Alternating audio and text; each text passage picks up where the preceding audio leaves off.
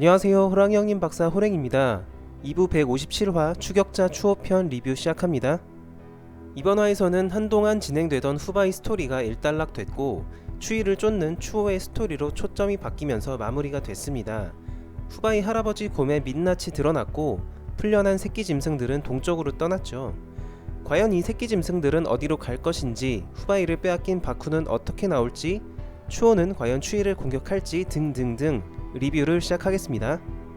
1. 새끼 짐승들은 누구와 만날까? 추호는 후바이를 구해준 것뿐만 아니라 다른 새끼 짐승들도 구해줬습니다. 이들에게 후바이를 데리고 동쪽으로 가라고 했죠. 무작정 후바이를 썰매에 태우고 동쪽으로 가게 될 텐데 그 길의 끝에서 아마 흰 산을 보게 될 것 같습니다.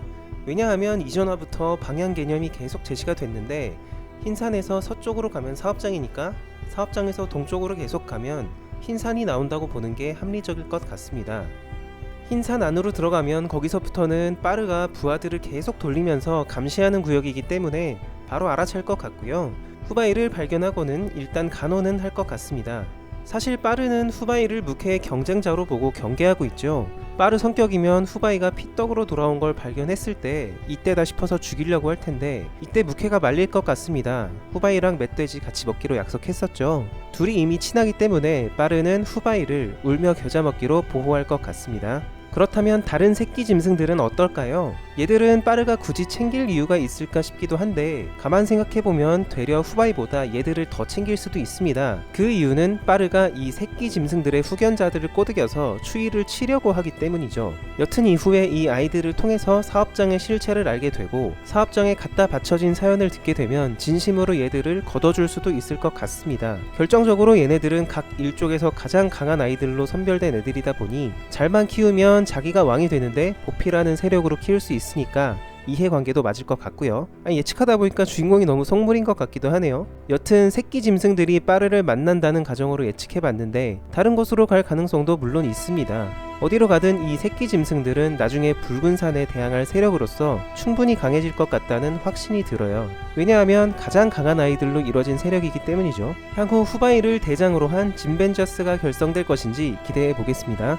2. 검은 곰의 전멸과 바쿠의 행보 예상. 후바이에게 행패를 부리던 검은 곰들은 결국 추호에게 다 죽었습니다. 바쿠에게 보고하려고 도망가던 둘도 중간에 잡혀서 죽은 걸로 보이죠. 본 사업장으로 새끼들을 데리고 가야 하는데 아무도 안 오면 바쿠가 열받을 겁니다. 그리고는 새끼들이 모였던 그 장소로 자신이 직접 오던지 부하를 보내겠죠. 거기서 죽어있는 검은 검들도 발견하고 오랑우탄들에게 추호라는 이름을 듣게 되고 흰산 방향으로 갔다는 것도 알게 될 것 같습니다. 바쿠 입장에서는 피가 거꾸로 섰겠죠. 옛날에는 자기 부하였는데 추위 밑으로 기어 들어가더니 이제는 자기 사업장을 회방났으니까요. 결국 바쿠가 추호를 죽이기 위해서 직접 나설 수도 있고 흔적을 쫓아서 흰산으로 향하게 될 것 같습니다. 찾아내서 쥐도 새도 모르게 추위도 모르게 죽여야겠다는 생각을 충분히 할 수 있는 상황인 것 같습니다. 3. 할아버지 곰의 비참한 최후. 그동안 자손들을 사업장에 팔아넘겼던 할아버지 곰이 처참하게 죽었습니다. 소시적에 한가닥했던 강한 곰이었던 것 같은데 뾰족한 낫과 쇠사슬로 무장한 수십 마리의 오랑우탄과 싸워 이기는 건 어려워 보입니다. 실제로 한동안 싸움이 있었는지 양측 모두 크고 작은 상처와 핏자국이 보이네요. 그 와중에 죽기는 싫은지 자신을 풀어주면 황웅의 자손을 갖다 바치겠다고 스스로 말합니다. 갖다 바친다.